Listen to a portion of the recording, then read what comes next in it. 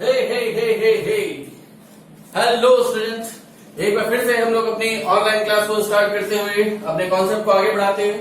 Hope so आपने last video काफी enjoy किया होगा, जिसमें हम लोगों ने डिफरेंट रिजल्टिंग स्ट्रक्चर्स के बारे में, कुछ स्टेबिलिटी ऑर्डर, कुछ कंडीशन ऑफ कंजुगेशन, रेजोनेंस क्या होता है, कैसे वो ऑपरेट होता है, ये सारी चीजें हम लोगों ने सीखी थी। अब हम लोग अपने कॉन्सेप्ट को आगे बढ़ाते हुए कुछ क्वेश्चंस पे आते हैं, कुछ न्यूमेरिकल्स पे आते हैं कि सर कैसे हम लोग अपने डिफरेंट कॉन्सेप्ट जो हम लोगों ने सीखे लास्ट क्लास में, उसको हम लोग को कैसे अप्लाई करना है। जिसके लिए मैंने एक क्वेश्चन पहले से लिख रखा है आपके लिए कि find stability order among these resulting structures. अब मान लीजिए कि यहाँ पे एक एसिटिक एसिड है जिसमें एक डबल बॉन्ड को ब्रेक किया गया है।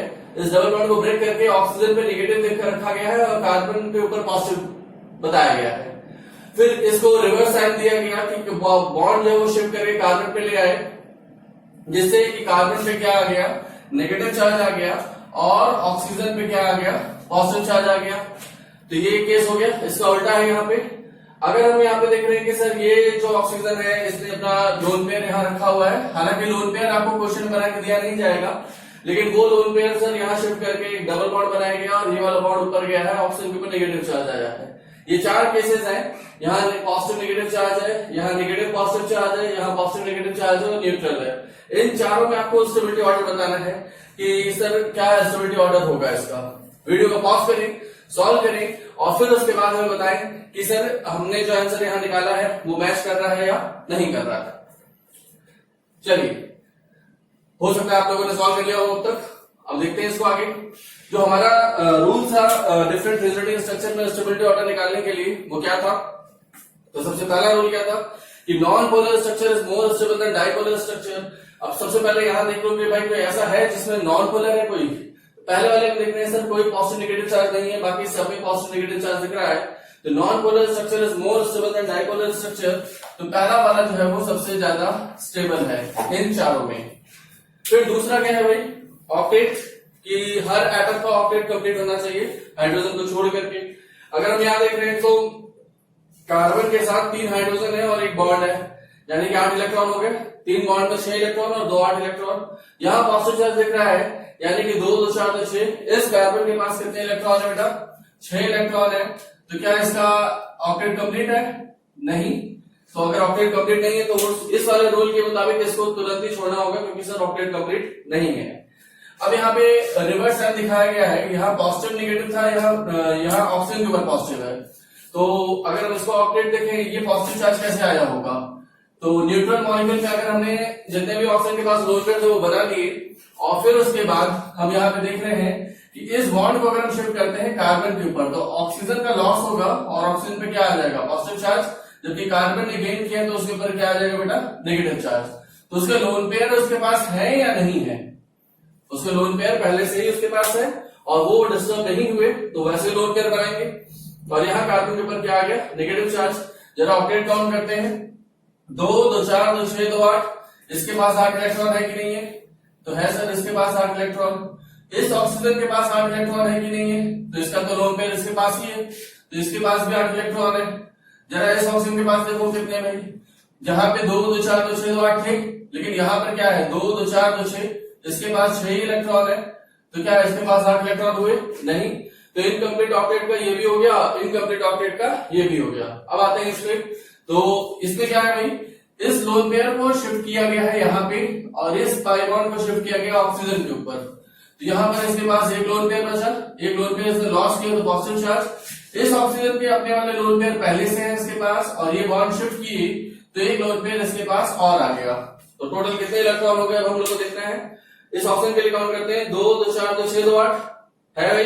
इस कार्बन के लिए बात करते हैं 2 2 4 2 6 2 8। इसके पास भी 8 है। इस ऑप्शन के लिए बात करते हैं 2 2 4 2 6 2 8। इसके पास भी 8 है। यानी कि यहाँ पर दोनों कार्बन के पास 8 इलेक्ट्रॉन है, ऑक्सीजन के पास 8 इलेक्ट्रॉन है, इसके पास भी 8 इलेक्ट्रॉन है। तो अगर हम कंप्लीट ऑक्टेट की बात करें तो कंप्लीट ऑक्टेट किस में है? चौथे वाले में। तो पहले के बाद कौन सा हो जाएगा? चौथा। कितने लोग का सही हुआ ये यहाँ तक? ठीक है। तो यहाँ हम लोगों ने देख लिया कि पहले और चौथे में ज्यादा स्टेबल कौन है? फर्स्ट मोर स्टेबल है देन फोर्थ। अब उसके बाद आते हैं हम लोग सेकंड और थर्ड में, कि सेकंड और थर्ड में ज्यादा स्टेबिलिटी किसकी है। तो हम लोगों ने देख लिया कि सर थर्ड रूल तक हम लोगों ने लगा लिया कि कोवलेंट बॉन्ड जिसमें ज्यादा होगा तो ज्यादा स्टेबल है। तो यहाँ पर अगर कोवलेंट बॉन्ड काउंट करते हैं तो 3, 4, 5, 6, 7 और यहाँ पे भी 3, 4, 5, 6, 7 कोवलेंट बॉन्ड दोनों में है। तो कोवलेंट बॉन्ड वाला रूल जो है वो हमारा इन दोनों में डिसाइड नहीं कर पा रहा है कि सर ज्यादा स्टेबिलिटी किसकी है। उसके बाद फिर चार्ज क्रिएशन पे आते हैं कि चार्ज सेपरेशन से स्टेबिलिटी क्या होती है, डिक्रीज करती है। तो यहाँ पे हम देख रहे हैं कि पॉजिटिव नेगेटिव चार्ज है और यहाँ पे पॉजिटिव नेगेटिव चार्ज है, यानी ये रूल भी हमारा अप्लाई नहीं हो पा रहा है। उसके बाद फिर फोर्थ और फिफ्थ रूल क्या है? फिफ्थ रूल ये है कि सर हमारा हाईली इलेक्ट्रोनेगेटिव एटम के ऊपर नेगेटिव चार्ज और लेस इलेक्ट्रोनेगेटिव एटम के ऊपर पॉजिटिव चार्ज है तो वो ज्यादा स्टेबल है। और अगर इसका उल्टा है कि हाईली इलेक्ट्रोनेगेटिव एटम के ऊपर पॉजिटिव चार्ज और लेस के ऊपर नेगेटिव चार्ज तो वो कम स्टेबल है। तो सर ये वाले रूल ने डिसाइड कर दिया सेकंड और थर्ड में स्टेबिलिटी ऑर्डर कि सेकंड वाला जो है वो ज्यादा स्टेबल है एज कंपेयर टू थर्ड। आज समझ में? तो पहला वाला सबसे ज्यादा स्टेबल क्यों हो गया? एक बार फिर से मैं बोल रहा हूँ, सारा समझिए फिर से एक बार कि non polar structure is more stable then dipolar structure. तो पहला सबसे ज्यादा हो गया। फिर दूसरा चौथा वाला क्यों आया उसके बाद? क्योंकि सर इसमें सभी एटम का ऑक्टेट कंप्लीट है। तो सेकंड रूल हमारा ऑक्टेट वाला है। तो ऑक्टेट रूल ने डिसाइड कर दिया कि फोर्थ वाला जो है वो सेकंड और थर्ड से ज्यादा स्टेबल है। सेकंड और थर्ड में ज्यादा स्टेबल कौन है? इसके लिए हम लोग कोवलेंट बॉन्ड वाले रूल पे गए तो दोनों में कोवलेंट बॉन्ड साथ ही पाए गए। 7 कोवलेंट बॉन्ड है तो इस वजह से इनमें स्टेबिलिटी ऑर्डर हम लोग नहीं निकाल पाए। उसके बाद नेक्स्ट रूल है कि हमारा चार्ज क्रिएशन से स्टेबिलिटी डिक्रीज करती है। तो यहाँ पर हम लोग देख रहे हैं कि चार्ज क्रिएशन हुआ है दोनों में ही, और ये भी रूल हमारा अप्लाई नहीं हो पा रहा है। उसके बाद फिर नेक्स्ट रूल है कि हमारा हाईली इलेक्ट्रोनेगेटिव एटम के ऊपर नेगेटिव चार्ज और लेस इलेक्ट्रोनेगेटिव एटम के ऊपर पॉजिटिव चार्ज है तो ज्यादा स्टेबल है। तो सेकंड वाला ज्यादा स्टेबल है और थर्ड वाले में उल्टा है, इस वजह से वो कम स्टेबल है। समझ में? अब उसके बाद नेक्स्ट क्वेश्चन है हमारे पास कि सर ये विनाइल क्लोराइड के कुछ केस है। The carbon carbon double bond को हम लोग विनाइल बोलते हैं, उससे अटैच क्लोरीन को विनाइल क्लोराइड। विनाइल क्लोराइड के कुछ आरएस बना के दिखाए गए आपको और पूछ रहा है कि सर इनमें स्टेबिलिटी ऑर्डर बताइए क्या आएगा। तो वीडियो को पॉज करें और फिर उसके बाद सोचें कि इनमें स्टेबिलिटी ऑर्डर क्या है। चलिए हो गया होगा। अब आप में से कुछ बच्चों का आंसर आ रहा होगा कि सर फर्स्ट, सेकंड, थर्ड ये वाला ऑप्शन आ रहा होगा। कुछ लोग का आ रहा होगा 1, 3, 2। कितने लोग का पहला ऑप्शन आया? कितने लोग का सेकंड वाला आया? तो क्या आप अपने आंसर से संतुष्ट हैं? बिल्कुल, तभी ये चीज मारा गया है। चलिए देखते हैं, एक बार हम लोग सॉल्व करते हैं। सबसे पहला रूल हमारा क्या है? Non polar structure is more stable then dipolar structure. तो ये नॉन पोलर है, ये दोनों डाइपोलर है, तो सबसे ज्यादा स्टेबल कौन हो गया? 1। ठीक है। अब ये 1 तो दो सभी लोगों ने 1 पहले किया होगा, कोई भी बच्चा ऐसा नहीं होगा कि 2 और 3 को पहले कर दिया। अगर कोई है तो वापस एक बार रिवीजन करें नोट्स में जाके सारा, क्योंकि अभी पहले वाला ये रूल अभी हम लोग को तैयार नहीं है। तो non polar structure is more stable then dipolar structure, तो पहला वाला सबसे पहले आ जाएगा।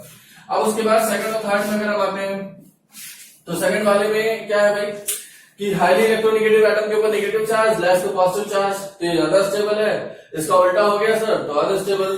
तो 1 के बाद क्या आया? 2, उसके बाद 3। ये सोच के बहुत से बच्चों ने ये किया हुआ है कि नहीं?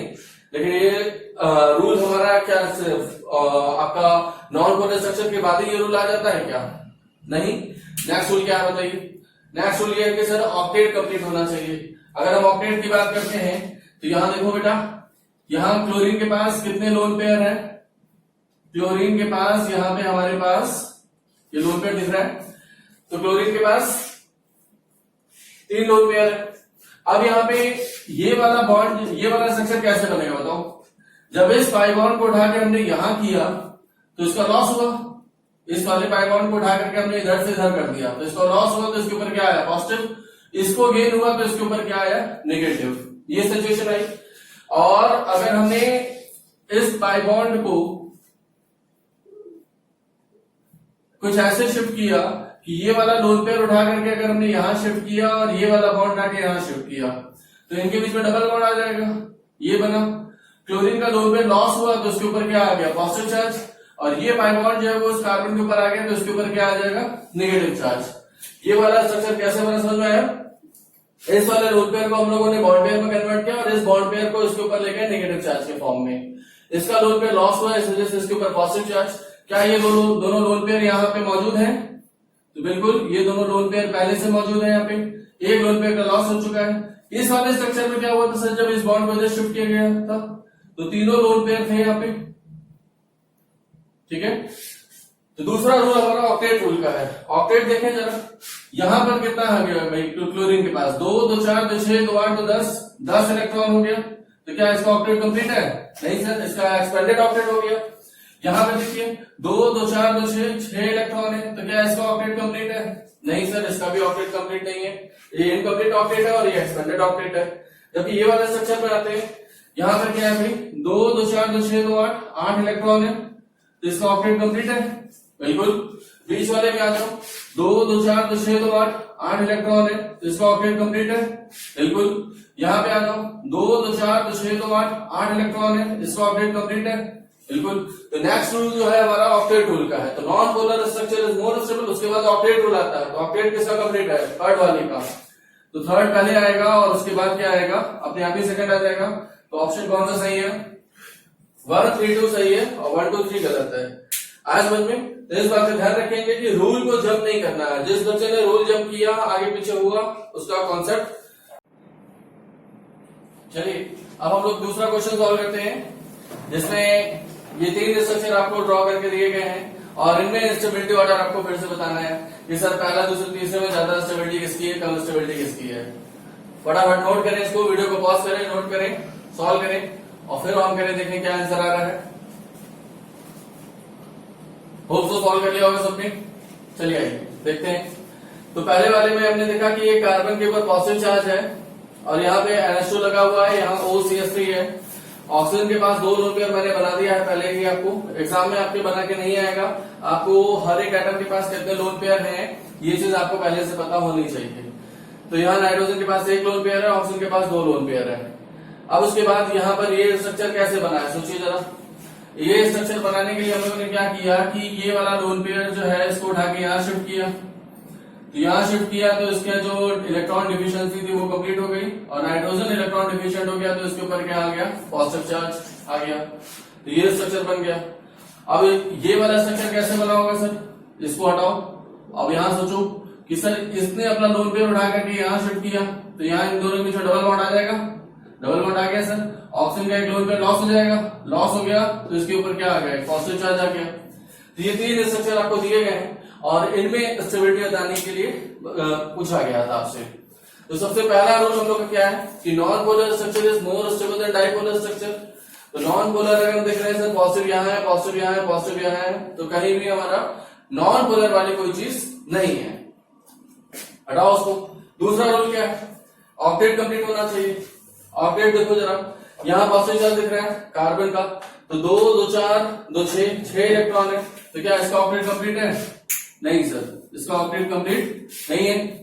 अब उसके बाद अगर हम बात करें ये वाले नाइट्रोजन के लिए, तो 2 2 4 2 6 2 8 ऑक्सीजन का लिए 2 2 4 2 6 2 8 इनका ऑक्टेट कंप्लीट है, लेकिन कार्बन का ऑक्टेट कंप्लीट नहीं है। जब इसने अपना लोन पेयर उठा के यहाँ शिफ्ट किया तो इसके ऊपर पॉजिटिव चार्ज आ गया। तो क्या इसका ऑक्टेट कंप्लीट है? एक बार काउंट करते हैं। तो 2 2 4 2 6 2 8 इलेक्ट्रॉन है। क्या यहाँ पे ऑक्टेट कंप्लीट हुआ? 2 2 4 2 6 2 8 इलेक्ट्रॉन है। क्या यहाँ ऑक्टेट कंप्लीट है? कंप्लीट है। तो यहाँ पे सर हम देख रहे हैं कि कहां ऑक्टेट कंप्लीट है, कहां नहीं है, वो मैं लिख दे रहा हूं। कार्बन का ऑक्टेट कंप्लीट नहीं था, यहाँ सभी का ऑक्टेट कंप्लीट है। तो क्या ये हो जाएगा दूसरा पहले वाले से तो ज्यादा स्टेबल है? क्या तीसरे से भी ज्यादा स्टेबल है? एक बार देखना पड़ेगा। तो यहाँ पे हम देख रहे हैं कि 2 2 4 2 6 2 8 इलेक्ट्रॉन है। 2 2 4 2 6 2 8 इलेक्ट्रॉन है। 2 2 4 2 6 2 8 इलेक्ट्रॉन है। तो ऑक्टेट तो सर यहाँ पे भी कंप्लीट हो गया, ऑक्टेट यहाँ पे भी कंप्लीट हो गया। तो जब ऑक्टेट रूल हमारा नहीं लगता है तो उसके बाद क्या लगाते हैं हम लोग? Covalent bond. कोवेलेंट बॉन्ड की बात करते हैं तो सर 2 3 4 5 6 7 8 और 10 टर्मिनल वाले छोड़ दो। 2 3 4 2 3 4 कॉमन है सर, बाकी चीजें तो कॉमन है। तो सर यहाँ पे कोवेलेंट बॉन्ड भी नहीं डिसाइड कर रहा। तो पहले 3 रूल लग गए सर, लेकिन इन दोनों में डिसीजन नहीं आ पाया। ऑक्टेट रूल ने भी डिसाइड कर पाया और कोवेलेंट बॉन्ड भी डिसाइड नहीं कर पाया। उसके बाद क्या होता है चार्ज सेपरेशन वाली बात, तो यहाँ पे भी एक पॉजिटिव चार्ज दिख रहा है, यहाँ पे पॉजिटिव चार्ज दिख रहा है सर, उससे डिसाइड नहीं हो रहा है। उसके बाद क्या आता है सर, हाईली इलेक्ट्रोनेगेटिव एटम के ऊपर नेगेटिव चार्ज हो तो ज्यादा स्टेबल है, और लेस इलेक्ट्रोनेगेटिव एटम के ऊपर पॉजिटिव चार्ज। अब देखते हैं यहाँ पे कुछ डिफरेंस समझ में आ रहा है। यहाँ नाइट्रोजन के ऊपर पॉजिटिव चार्ज है, यहाँ ऑक्सीजन के ऊपर पॉजिटिव चार्ज है, कौन ज्यादा स्टेबल होगा बताओ? नाइट्रोजन और ऑक्सीजन में ज्यादा इलेक्ट्रोनेगेटिव कौन है? ऑक्सीजन। नाइट्रोजन और ऑक्सीजन में ज्यादा इलेक्ट्रोनेगेटिव कौन है? ऑक्सीजन। हम जानते हैं तीन मोस्ट इलेक्ट्रोनेगेटिव एटम कौन से होते हैं? फ्लोरीन, ऑक्सीजन और नाइट्रोजन। तो हाईली इलेक्ट्रोनेगेटिव एटम के ऊपर नेगेटिव चार्ज होगा तो ज्यादा स्टेबल होगा। अगर पॉजिटिव चार्ज है तो पॉजिटिव चार्ज के रिस्पेक्ट में सोचो, तो positive charge less electronegative atom का होना चाहिए, तो positive charge less electronegative atom पर और positive charge more electronegative atom पर, ज्यादा स्टेबल कौन हो गया? सेकंड वाला। आज समझे? तो second is more stable then third. अब उसके बाद फर्स्ट वाला इसके बाद ही आ रहा है, क्योंकि सर वहां इनकम्प्लीट ऑक्टेट है, तो 2 3 1 ये स्टेबिलिटी ऑर्डर आता है। कितने लोग का आया सही? इस बात का ध्यान रखेंगे कि भाई एक बार फिर से मैं बता रहा हूं कि इन दोनों में ऑक्टेट कंप्लीट है, लेकिन नाइट्रोजन के ऊपर पॉजिटिव चार्ज ज्यादा स्टेबल है एज कम्पेयर टू ऑक्सीजन, तो इस वजह से second is more stable then third, और फिर उसके बाद वन वाला आएगा क्योंकि वो इनकम्प्लीट ऑक्टेट है। नोट कीजिए इसको। उसी क्रम में एक अगला क्वेश्चन आपके लिए दिया जा रहा है कि इन दोनों में स्टेबिलिटी ऑर्डर बतानी है, कंपाउंड 1 और कंपाउंड 2, इनमें स्टेबिलिटी ऑर्डर बताना है कि ज्यादा स्टेबल कौन है। वीडियो को पॉज करें, खुद सॉल्व करें कि आप कर पा रहे हैं कि नहीं कर पा रहे हैं अब, और फिर उसके बाद देखेंगे। तो यहां हम लोगों ने देखा, सॉल्व कर लिया होगा आप लोगों ने अब तक। यहां पे आप लोगों ने देखा कि जो सिचुएशन है कि यहां पर दोनों ही क्या है सर? Non polar. तो कोई डिसाइड कर पा रहा है? नॉन पोलर वाला रूल नहीं डिसाइड कर पा रहा। अब उसके बाद ऑक्टेट पे आते हैं। ऑक्टेट यहां पे हम देख रहे हैं कि इस कार्बन के पास 2 बॉन्ड दिख रहा है कि 3? एक हाइड्रोजन भी है, ये मान के चल रहे हैं हम लोग, तो 3 बॉन्ड है सर, और एक पॉजिटिव चार्ज है, यानी इसके पास कितने इलेक्ट्रॉन है? 6 इलेक्ट्रॉन है। डबल बॉन्ड Cl के पास हम जानते हैं कि कितने लोन पेयर होते हैं? Cl के पास होते हैं सर 3 लोन पेयर। तो ये सिचुएशन है सर यहाँ पर। अब अगर हमने देखा कि सर ये वाला स्ट्रक्चर कैसे बना होगा, जबकि यहाँ पे क्लोरीन और कार्बन के बीच में सिंगल बॉन्ड है, वहां डबल बॉन्ड आ रहा है, क्लोरीन के ऊपर पॉजिटिव आ रहा है, मतलब क्या कहने का कि सर ये वाला बॉन्ड लोन पेयर उठा के यहाँ शिफ्ट किया गया और ये वाला बॉन्ड यहाँ शिफ्ट किया गया, तो यहाँ आ गया सर डबल बॉन्ड, ये वाला डबल बॉन्ड यहाँ शिफ्ट हो गया, यहाँ पे आ गया डबल बॉन्ड, और क्लोरीन का लोन पेयर लॉस हुआ तो उसके ऊपर क्या आ गया? एक पॉजिटिव चार्ज आ गया। बोलो भाई, अब यहाँ पे हम देख रहे हैं कि सर इन दोनों में ज्यादा स्टेबल कौन है, इसका डिसीजन लेना है। तो हम यहाँ पे देख रहे हैं कि सर जो ऑक्टेट रूल है, ऑक्टेट रूल लगाते हैं, नॉन पोलर वाला तो नहीं लगा पाया। ऑक्टेट के मुताबिक हमने देखे तो सर इसके पास 6 इलेक्ट्रॉन है, इसका ऑक्टेट कंप्लीट नहीं है। जबकि यहाँ देखो क्या है, यहाँ हाइड्रोजन है कि नहीं है? तो कितने इलेक्ट्रॉन हो गए? 2 2 4 2 6 2 8, इसके पास 8 इलेक्ट्रॉन। बाकी जो कार्बन है रेस्ट जिनमें कोई चीज नहीं है उनमें नहीं सोचना है। यहाँ पर सर आपका क्या है? 2 2 4 2 6 2 8, इसका इस कार्बन का भी 8 है, 2 2 4 2 6 2 8। यहाँ क्लोरीन का क्या है? 2 2 4 2 6 2 8, इसका भी 8 है, ठीक। और यहाँ क्लोरीन के पास 2 2 4 2 6 2 8। तो अगर हम कंप्लीट ऑक्टेट की बात करें तो यहाँ पर सभी का ऑक्टेट क्या है? कंप्लीट है, 8 इलेक्ट्रॉन 8 इलेक्ट्रॉन 8 इलेक्ट्रॉन, सभी का पास 8 इलेक्ट्रॉन है।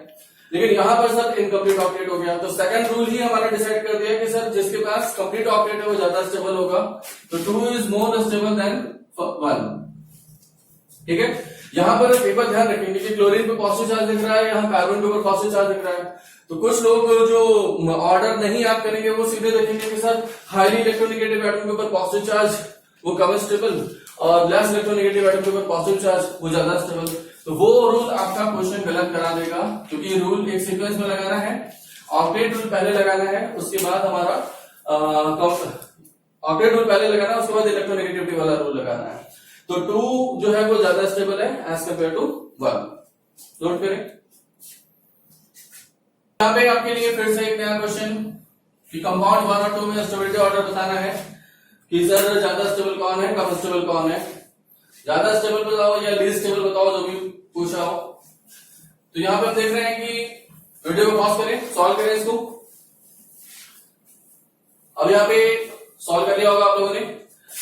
क्या है क्वेश्चन कि डबल बॉन्डेड कार्बन से attach to group negative charge, double bonded carbon से attach to group positive charge. तो ये नेगेटिव चार्ज रेजोनेंस में जाएगा कि नहीं जाएगा, ये पॉजिटिव चार्ज रेजोनेंस में जाएगा कि नहीं जाएगा, तो ये दोनों जा रहे हैं सर इधर से, ठीक। तो दोनों ही स्टेबलाइज कर रहे हैं। जबकि यहां पर हमारा क्या है कि ये जो पॉजिटिव नेगेटिव चार्ज है, हालांकि मैंने देखा था, बताया था कि एडजेसेंट एटम जो है कार्बन कार्बन, उनके ऊपर पॉजिटिव पॉजिटिव नेगेटिव नेगेटिव या पॉजिटिव नेगेटिव अनस्टेबल होता है, ये सिर्फ बताया था। तो वैसे तो दोनों ही क्या है, अनस्टेबल स्ट्रक्चर है। लेकिन इनमें सबसे ज्यादा स्टेबल कौन है, अगर मैं पूछूं इन दोनों में ज्यादा स्टेबल कौन है? दोनों ही ये स्टेबल स्ट्रक्चर है, लेकिन इनमें ज्यादा स्टेबल कौन है, अब ये चीज सोचना है।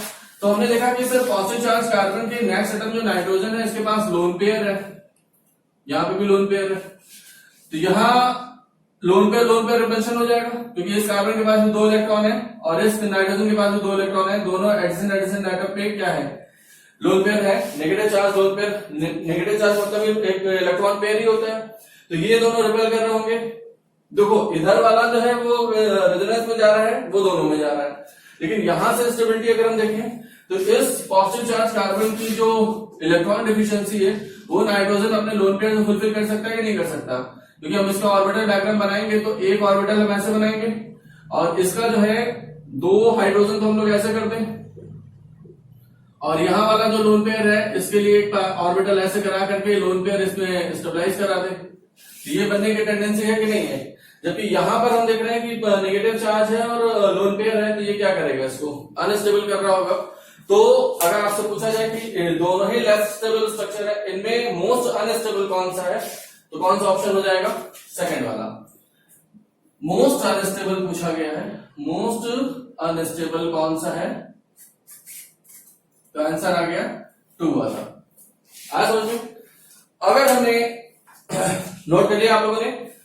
अब इसी में एक क्वेश्चन में चेंज कर रहे हैं हम लोग कि यहां पर NH2 हटा करके जो इलेक्ट्रॉन डोनेटिंग ग्रुप है वो हटा करके अगर हमने चेंज कर दिया क्वेश्चन, एक इलेक्ट्रॉन विड्रॉइंग ग्रुप लगा दिया। जैसे यहां पर इस कार्बन के ऊपर क्या था, पॉजिटिव था, अब एक विड्रॉइंग ग्रुप लगा दिया जैसे NO2। तो अब बताइए कि मोस्ट अनस्टेबल कौन हो जाएगा। तो यहां पर हम लोग NO2 का स्ट्रक्चर ओपन करके देखते हैं, तो हमें दिख रहा है कुछ ऐसा स्ट्रक्चर। यहां हम अगर ओपन करते हैं इसको तो हमें कुछ ऐसा स्ट्रक्चर दिख रहा है। बोलो भाई। तो अब हम देख रहे हैं कि जो CH नेगेटिव है इसके बगल में एक EWG है, इलेक्ट्रॉन विड्रॉइंग ग्रुप।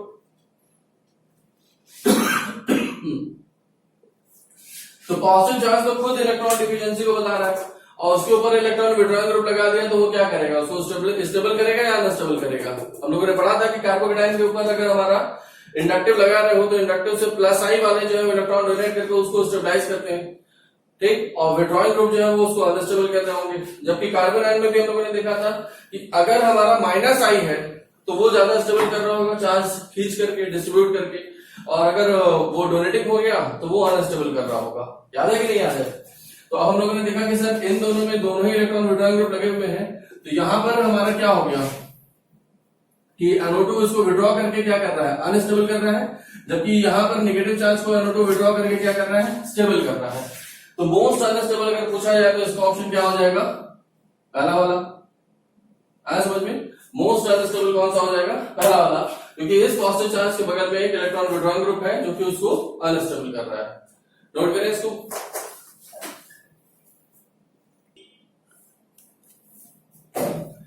चलिए अगला क्वेश्चन अब आपके सामने है कि सोडियम फॉर्मेट में कह रहा है कि 2 CO बॉन्ड लेंथ आपकी नहीं ऑब्जर्व होती, both CO bond length are equal length है, लेकिन फॉर्मिक एसिड में 2 CO बॉन्ड लेंथ ऑब्जर्व होते हैं। तो इसका क्या रीजन है उसको एक्सप्लेन करना है। तो यहां पे हम लोग देख रहे हैं कि सर सोडियम फॉर्मेट का स्ट्रक्चर अगर बनाएंगे तो कुछ इस तरीके से बनाएंगे कि O- Na+, जबकि फॉर्मिक एसिड का स्ट्रक्चर बनाएंगे तो क्या हो जाएगा, COOH। अब यहां पे हम देख रहे हैं कि सर ये तो बॉन्ड आपका क्या है, कोवलेंट बॉन्ड है, जबकि ये बॉन्ड क्या है, आयनिक बॉन्ड है। तो अगर हम देख रहे हैं कि सर ये कोवलेंट बॉन्ड है तो ये तो आपका टूटेगा नहीं, जब तक उसको हम बेस वगैरह के साथ एसिड की रिएक्शन नहीं कराएंगे तब तक ये टूटेगा नहीं। यहाँ पर हम देख रहे हैं कि सर O नेगेटिव जो है वो क्या क्या रेजोनेंस में जा रहा है, C डबल बॉन्ड O के साथ रेजोनेंस में है कि नहीं है? तो है सर, पाई सिग्मा नेगेटिव का एग्जांपल है। अगर हमने इस बॉन्ड को यहां शिफ्ट किया तो ये बॉन्ड कहां चला जाएगा, ऊपर। तो इस Na+ को हम लोग हटा के भी लिख सकते हैं। तो ये क्या स्ट्रक्चर हो गया बेटा, HCO negative double bond O। यहां पहले से आपके 3 लोन पेयर थे, पहले से 3 लोन पेयर थे। यहां पहले से कितने लोन पेयर थे, 2। अब जैसे ये बॉन्ड ऊपर शिफ्ट होगा तो इसके पास क्या हो जाएगा, एक लोन पेयर एक्स्ट्रा आ जाएगा कि नहीं आ जाएगा। जबकि यहां पर क्या हो जाएगा, इसी लोन पेयर को तो उठा के शिफ्ट किया गया, तो अब 2 लोन पेयर बचे इसके पास।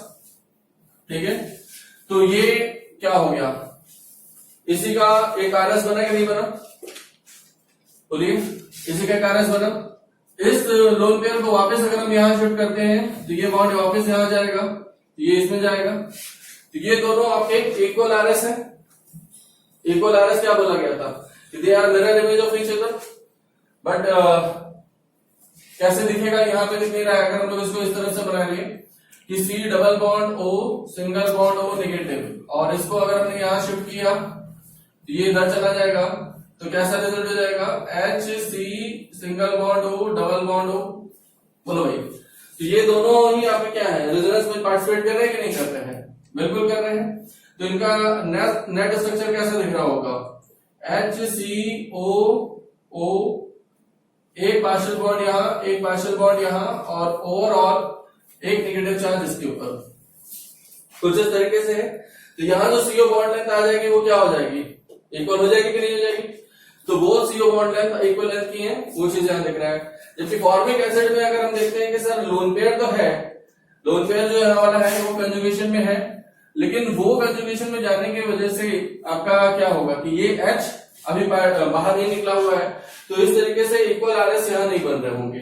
ठीक, तो फॉर्मिक एसिड में हमारा 2 अलग अलग CO बॉन्ड लेंथ हमें मिल रही है, लेकिन सोडियम फॉर्मेट में हमारा एक ही CO बॉन्ड लेंथ मिल रहा है। होप सो समझ में आ गया होगा कि कुछ क्वेश्चंस जिसमें कि हम लोगों ने स्टेबिलिटी ऑर्डर देखा कि 4 अगर हमारे पास कंपाउंड दिए हुए हैं तो उनमें स्टेबिलिटी ऑर्डर क्या निकल रहा है। तो इन तमाम स्टेबिलिटी ऑर्डर्स में कुछ जो है, जो पहले क्वेश्चन पे आए कि सर ये वाला सबसे ज्यादा स्टेबल है, ये उसके बाद उससे कम स्टेबल है, उससे कम स्टेबल है। तो कुछ जो सबसे स्टेबल थे उनको हम लोग कहते हैं मेजर कंट्रीब्यूटर टुवर्ड्स रेजोनेंस। ठीक है, उस मॉलिक्यूल को रिप्रेजेंट करने में वो सबसे ज्यादा कंट्रीब्यूशन दिखा रहा है, इसका मतलब ये हुआ। उस स्टेबिलिटी ऑर्डर में जो सबसे लीस्ट स्टेबल है उनको हम लोगों ने कहा माइनर कंट्रीब्यूटर, कि वो स्टेबिलिटी ऑर्डर में वो सबसे लीस्ट कंट्रीब्यूट कर रहे हैं। कंट्रीब्यूशन कितना है, बेसिकली ये कहने का मतलब है। ठीक है, कुछ होते हैं जो इक्वल कंट्रीब्यूट करते हैं।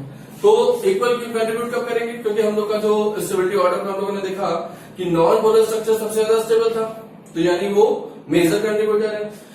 जो सर सबसे लास्ट रूल से निकल रहे थे वो माइनर कंट्रीब्यूटर है। और जहां आपके हमने बताया था कि इक्विवेलेंट RS बनते हैं, यानी कि इक्वल एनर्जी के जो स्ट्रक्चर्स बनते हैं उनको हम लोग इक्वल RS या इक्विवेलेंट RS कहते हैं, उसको हम लोग पढ़ने जा रहे हैं कि ये इसका क्या मतलब होता है। जैसे हम लोगों ने एग्जांपल लिया फॉर्मेट आयन का।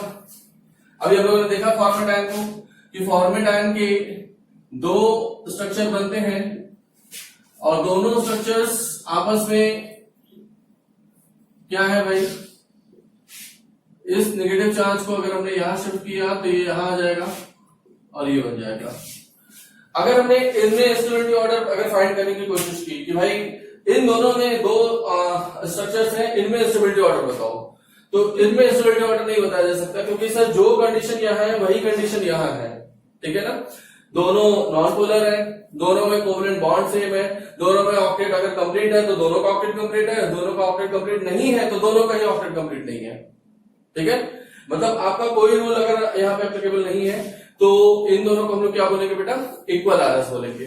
ठीक, तो ये फॉर्मेट आयन में हमें इक्वल RS मिलता है, यानी कि इनका कंट्रीब्यूशन जो होगा वो इक्वल है टुवर्ड्स स्टेबिलिटी ऑर्डर। उसके बाद दूसरा एग्जांपल जैसे हम लोग लेते हैं कि कार्बोनेट आयन हो गया CO3-2, तो यहां पर हम लोग इसके अगर हम लोग स्ट्रक्चर बनाएं तो कुछ इस तरीके से बनाएंगे बोलो भाई, अब इस नेगेटिव चार्ज को अगर हम लोगों ने यहां शिफ्ट किया तो ये यहां चला जाएगा, तो क्या रिजल्ट हो जाएगा, O नेगेटिव यहां आ गया, डबल बॉन्ड O यहां आ गया, O नेगेटिव यहां आ गया।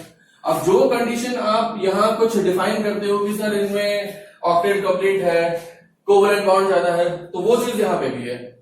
ठीक, एक और स्ट्रक्चर बन सकता है, डबल बॉन्ड O इसके साथ आया, डबल बॉन्ड O इसके साथ आया, तो एक बार डबल बॉन्ड O इसके साथ भी बनाना है, तो हमने इस बॉन्ड को यहां शिफ्ट किया और ये बॉन्ड यहां ले गए, तो इसका क्या रिजल्ट हो गया, CO नेगेटिव, O नेगेटिव और यहां डबल बॉन्ड O। तो ये तीनों स्ट्रक्चर जो है वो क्या कहलाएंगे, 3 इक्वल RS कहलाएंगे। इनको क्या बोलेंगे, 3 इक्वल RS, क्योंकि सर इनकी कंट्रीब्यूशन आपस में एक जैसा है। ठीक है, तो ये इक्वल RS या इक्वलेंट RS जो हम लोग हेडिंग है वो चीज एक्सप्लेन कर रहे हैं। बेंजीन के केस में हम लोगों ने देखा था कि बेंजीन में क्या होता है, 3 पाई बॉन्ड ऐसे हैं और दूसरा वाला जो स्ट्रक्चर बनाओगे वो क्या होगा, ये, तो ये दोनों भी स्ट्रक्चर क्या है, इक्वल RS वाले। ठीक है, इनका कंट्रीब्यूशन इक्वल होगा। इसके बाद कुछ और एग्जांपल, जैसे नाइट्रेट का अगर हम लोग अगला एग्जांपल लेते हैं, जैसे नाइट्रेट का NO3 माइनस, तो इसका स्ट्रक्चर कैसा हो जाएगा बेटा, एक डबल बॉन्ड हो गया, एक हमारा क्वार्टेट बॉन्ड हो गया और एक हो गया O नेगेटिव। क्वार्टेट बॉन्ड को हम लोग क्वार्टेट बॉन्ड इस तरह बनाए, या फिर हम इसको इस तरह बना सकते हैं कि सर इसके ऊपर नेगेटिव और इसके ऊपर पॉजिटिव चार्ज, तो ये भी क्वार्टेट बॉन्ड है। तो अगर हमने देखा कि सर एक तो इसका दूसरा स्ट्रक्चर क्या बनेगा, दूसरा RS बनाने जाए, तो हमने इस वाले का नेगेटिव चार्ज उठा के यहां शिफ्ट किया, जिससे ये पाई बॉन्ड यहां चला जाए, तो क्या रिजल्ट हो जाएगा, N के साथ O नेगेटिव, यहां डबल बॉन्ड O आ गया और यहां आपका O नेगेटिव पॉजिटिव वैसे ही है। बोलो भाई, तो यहाँ पे जो कंडीशन है वही कंडीशन आप यहाँ पे बोलोगे, तो इनमें कोई आपका स्टेबिलिटी ऑर्डर नहीं डिसाइड हो रहा है, दोनों ही आपके नॉन पोलर हैं, दोनों ही आपके क्या है, सॉरी दोनों ही पोलर हैं, दोनों में ही आपके क्या है, ऑक्टेट अगर कंप्लीट है तो दोनों का ही कंप्लीट है, अगर किसी का कंप्लीट नहीं है तो दोनों का ही कंप्लीट नहीं है। तो ये हो गया इधर से। एक और बन जाएगा जिसमें हमने इस नेगेटिव चार्ज को उठा के यहाँ शिफ्ट किया और ये पाई बॉन्ड उठा के हम यहाँ शिफ्ट कर दें, तो क्या रिजल्ट हो जाएगा, NO नेगेटिव यहाँ पे, यहाँ आ गया डबल बॉन्ड, यहाँ हो गया O नेगेटिव नाइट्रोजन पे पॉजिटिव। तो सर हमने देखा कि इसके 3 इक्वल RS बन रहे हैं, इस कंपाउंड के 3 इक्वल RS बन रहे हैं। ठीक है, इक्वल RS बन रहे हैं। अगर हम इसको रेजोनेंस हाइब्रिड अगर इसका देखना चाहते हैं तो कैसा दिखेगा, तो O पार्शियल बॉन्ड यहाँ, पार्शियल बॉन्ड यहाँ, पार्शियल बॉन्ड यहाँ, और आपका एक ही नेगेटिव चार्ज है। कोऑर्डिनेट बॉन्ड में जो ये पॉजिटिव नेगेटिव है तो वो तो कोऑर्डिनेट बॉन्ड की वजह से, ये नेगेटिव चार्ज है वो इक्वली सब पे डिस्ट्रीब्यूट हो रहा है, तो -1/3 का कंट्रीब्यूशन सभी ऑक्सीजनों पे है। आया समझ में? तो ये 3 इक्वल RS, मतलब इक्वल RS और इक्वलेंट RS क्या होते हैं ये चीज समझ में आ रही है कि इनमें सर हमारा कोई स्टेबिलिटी ऑर्डर नहीं निकलेगा, इनकी एनर्जीज आपस में बराबर है। अगर उनको कंपाउंड ABC करके अगर स्टेबिलिटी ऑर्डर पूछे कि ABC ये 3 हमारे पास स्ट्रक्चर है, इनमें स्टेबिलिटी ऑर्डर क्या होगा, तो हम कहेंगे कि A की एनर्जी बराबर B की एनर्जी बराबर C की एनर्जी, इसमें कोई भी स्टेबिलिटी ऑर्डर हम लोग नहीं निकाल पाएंगे। तो इसको हम लोग बोलते हैं इक्वल RS। होप तो समझ में आ रहा होगा।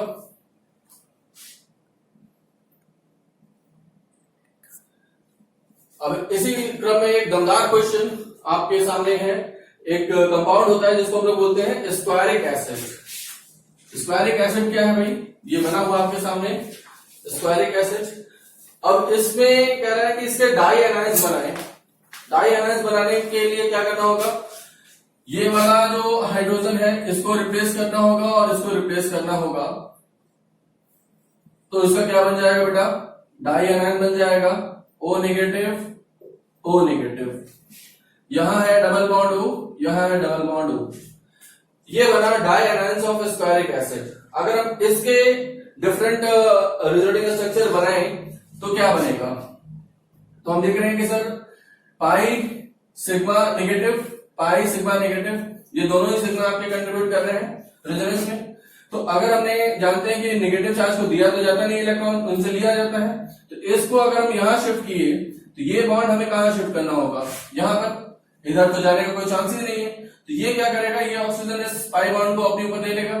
तो इसका रिजल्ट क्या हो जाएगा कि सर हमारा ये है 4 कार्बन, यहां हो गया डबल बॉन्ड, यहां हो जाएगा O नेगेटिव, ये डबल बॉन्ड हो अपनी जगह पर, यहां डबल बॉन्ड हो जाएगा और ये हो जाएगा O नेगेटिव, अपनी पहले ही है O नेगेटिव। अब देखो इस कंपाउंड को हमने क्या किया, इस कंपाउंड को हमने ऐसे घुमा के रख दिया, ऐसा लग रहा है कि नहीं, ये डबल बॉन्ड ऊपर आ गए और ये दोनों O नेगेटिव नीचे आ गए, इसे घुमा के रखे। तो इनमें कोई डिफरेंस है क्या, नहीं, तो ये इक्वल आरएस कहलाएंगे, बिल्कुल कहलाएंगे। अब इसको वापस ले जाओगे तो ये बन जाएगा, इसको वापस ले नहीं जाना, इसको शिफ्ट करो इधर, तो यहां पर इस नेगेटिव को अगर हमने यहां शिफ्ट किया तो ये पाई बॉन्ड यहां जाएगा और ये वाला पाई बॉन्ड इधर चला जाएगा ऑक्सीजन पे। तो क्या रिजल्ट हो जाएगा कि यहां आ गया डबल बॉन्ड, यहां डबल बॉन्ड O है, यहां डबल बॉन्ड O आ जाएगा और उसके बाद क्या हो जाएगा बेटा, ये O नेगेटिव, यहां पर O नेगेटिव, ऐसा बनेगा कि नहीं बनेगा। तो हमारा O नेगेटिव इधर था, बोलो भाई, O नेगेटिव ऐसे हो गया, O नेगेटिव ऐसे हो गया। अब एक बार O नेगेटिव ऐसे होना बनता है कि नहीं बनता है, तो क्या किया जाए, तो इस वाले नेगेटिव चार्ज को अगर हम यहां शिफ्ट करें, इसको अगर हम यहां शिफ्ट करें तो ये बॉन्ड ऊपर जाएगा कि नहीं जाएगा, बिल्कुल जाएगा। तो अगला स्ट्रक्चर क्या बनेगा कि सर हमारा 4 कार्बन हो गए, यहां पाई बॉन्ड हो गया, यहां हो गया O नेगेटिव, यहां हो गया O नेगेटिव, यहां है डबल बॉन्ड O, यहां है डबल बॉन्ड O, तो ये 4 हो गए। तो 1 2 3 4 कंपाउंड हो गए। इनको हम लोगों ने क्या नाम दिया है, डायरेक्ट्स ऑफ एस्पारिक एसिड। अब इनमें अगर हमने रेजोनेटिव स्ट्रक्चर्स में ऑर्डर पूछा कि भाई 4 कंपाउंड है, इनकी ऑर्डर ऑफ स्टेबिलिटी बताइए ABCD, तो A B C और D अगर इनकी नंबरिंग करके हम लोगों ने इनका स्टेबिलिटी ऑर्डर पूछा तो A की एनर्जी बराबर B की एनर्जी बराबर C की एनर्जी बराबर D की एनर्जी। तो ये चारों आपके इक्वल आरएस कहलाएंगे, ये चारों क्या कहलाएंगे, 4 इक्वल आरएस, 4 इक्वल आरएस कहलाएंगे। अब उसके बाद अगर हम कहते हैं कि सर इन इक्वल आरएस में अगर हम देखें कि कार्बन कार्बन बॉन्ड लेंथ पे इफेक्ट आ रहा है कि नहीं आ रहा है, सर यहां कार्बन कार्बन डबल बॉन्ड था, यहां तो सिंगल है, यहां सिंगल है, यहां सिंगल है, लेकिन ये डबल बॉन्ड क्या परमानेंटली यहां है, नहीं सर, वो यहां भी आ रहा है, यहां भी आ रहा है, यहां भी आ रहा है, यहां भी आ रहा है और घूमता रहेगा, घूमता रहेगा। तो सीसी बॉन्ड लेंथ अगर आपसे पूछा जाए कि एस्पारिक एसिड में जितनी भी सीसी बॉन्ड लेंथ है वो इक्वल है कि नहीं है, बिल्कुल इक्वल है, ऑल सीसी इक्वल लेंथ की है, बोलो भाई, ऑल सीसी इक्वल लेंथ के हैं। अगर हम सी डबल बॉन्ड O की बात करें कि सर यहां पर जो OC है वो सिंगल बॉन्ड है और यहाँ डबल बॉन्ड है, तो क्या ये परमानेंटली सिंगल है, नहीं सर, यहाँ डबल बॉन्ड भी आ रहा है और सिंगल बॉन्ड भी है। तो जितने भी CO बॉन्ड लेंथ है वो भी क्या है, ऑल CO बॉन्ड्स जो है वो इक्वल लेंथ के हैं, ठीक है। लेकिन अगर हम CC बॉन्ड की बात करें और CO बॉन्ड की बात करें, क्या ये दोनों बराबर हैं, तो CO बॉन्ड तो सर इस डबल बॉन्ड और इस सिंगल बॉन्ड का एवरेज आएगा, कुछ एवरेज मतलब एवरेज नहीं, मतलब इनके बीच की कोई वैल्यू आएगी, ठीक है। और जो CC बॉन्ड है वो सिंगल बॉन्ड और डबल बॉन्ड के उनके बीच की कोई वैल्यू आएगी ड्यू टू रेजोनेंस। तो ये दोनों बराबर हो जाएंगे क्या, तो नहीं। तो बॉन्ड लेंथ अगर हम लोग CC और CO के बॉन्ड लेंथ की बात करते हैं तो ये दोनों बॉन्ड लेंथ आपस में बराबर नहीं होंगी, लेकिन जितने भी CC बॉन्ड है वो सब बराबर होंगे, जितने भी CO बॉन्ड है वो सब बराबर होंगे। होप तो समझ में आ रहा होगा, ये काफी अच्छा क्वेश्चन बनता है, इसमें नोट करें।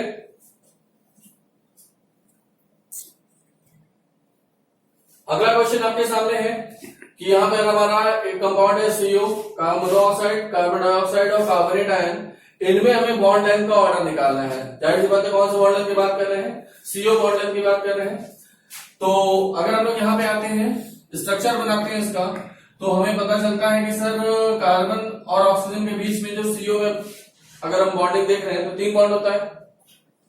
बोलो भाई, एक बार कैसे होता है ये भी बता देते हैं कि सर हमारा कार्बन ऑक्सीजन ने क्या कहा कि मेरे पास तो 6 इलेक्ट्रॉन है, मुझे 2 ही की जरूरत है। तो कार्बन से उसने कितने इलेक्ट्रॉन शेयर करवाए बेटा? 2 इलेक्ट्रॉन शेयर करवाए, और 2 इलेक्ट्रॉन शेयर करवाने के बाद इनके बीच में आ गया डबल बॉन्ड। तो ऑक्सीजन का 8 इलेक्ट्रॉन होंगे कि नहीं होंगे? देखो 2 2 4 2 6 2 8 हो गए। कार्बन के पास कितने हुए? 2 2 4 2 6। कार्बन ने कहा कि भाई तुम भी सेकंड पीरियड के मेंबर हो, हम भी सेकंड पीरियड के मेंबर हैं, तुम्हारा लिए भी ऑक्टेट रूल वैलिड है, मेरे लिए भी ऑक्टेट रूल वैलिड है, तुम्हारा ऑक्टेट कंप्लीट है, मेरा ऑक्टेट इनकम्प्लीट है। तो इसने कहा कि चलो भाई ऐसा है तो मैं अपना ये क्वाड्रेट बॉन्ड ये लोन पेयर उठा के तुम्हारे मेरे बीच में क्वाड्रेट बॉन्ड बना लेते हैं। जिसका रिजल्ट क्या होता है कि सी और ओ के बीच में हम लोगों ने क्या बना दिया? एक क्वाड्रेट बॉन्ड बना दिया। एक लोन पेयर हमारे ऑक्सीजन के पास बचा और एक लोन पेयर किसके पास बचा? कार्बन के पास बचा। दिख रहा है? तो ये कुछ है हमारा CO का स्ट्रक्चर। तो यहां से ट्रिपल बॉन्ड हो गए। CO2 का स्ट्रक्चर तो सब लोग जानते हैं कि O double bond C double bond O। Carbon को 4 बॉन्ड बनाने थे, बना लिया। ऑक्सीजन को 2 बॉन्ड बनाना था, बना लिया। तो यहाँ परमानेंटली हमारे डबल बॉन्ड है। कार्बोनेट का स्ट्रक्चर हम लोग देखते हैं कि सर ये कुछ इस तरीके से होता है कि एक नेगेटिव इस पे और एक नेगेटिव चार्ज इस पे। चलो भाई, लेकिन हम जानते हैं कि सर इसमें रेजोनेंस होगा और ड्यू टू रेजोनेंस इसकी जो हाइब्रिड स्ट्रक्चर आएगा, रेजोनेंस हाइब्रिड का, वो कैसा होगा? तीनों ऑक्सीजन के साथ single bond, partial double bond सभी के साथ, और ओवरऑल सबके ऊपर क्या है? -2 चार्ज है। या अगर हम इंडिविजुअल चार्ज की बात करेंगे तो -2/3 सबके ऊपर चार्ज है। ठीक है, तो ये कुछ इस तरीके से। तो यहां पर हम देख रहे हैं कि सर परमानेंटली डबल है, यहां परमानेंटली ट्रिपल है। तो डबल बॉन्ड ट्रिपल बॉन्ड में कौन बड़ा होगा? हम जानते हैं कि डबल बॉन्ड की बॉन्ड लेंथ ज्यादा होती है और ट्रिपल बॉन्ड की बॉन्ड लेंथ कम होती है। तो CO2 में जो बॉन्ड लेंथ है कार्बन कार्बन की, वो CO से क्या है? ज्यादा है। अब कार्बोनेट में आ जाओ। कार्बोनेट में हमारा जो बॉन्ड लेंथ आएगा नेट, वो सिंगल बॉन्ड से और डबल बॉन्ड के बीच का होगा। यानी सिंगल बॉन्ड से और बड़ा तो हो नहीं सकता है, सिंगल बॉन्ड से क्या होगा? छोटा, और डबल बॉन्ड से और छोटा नहीं हो सकता, डबल बॉन्ड से क्या होगा? बड़ा। यानी कि सिंगल से छोटा और डबल से बड़ा, डबल से बड़ा। तो यहाँ डबल है और यहाँ डबल से बड़ा, तो क्या हो जाएगा? कार्बोनेट में सबसे ज्यादा हो जाएगा। तो जो बॉन्ड लेंथ का ऑर्डर आपका आएगा कार्बोनेट का सबसे ज्यादा, उसके बाद CO2, उसके बाद CO।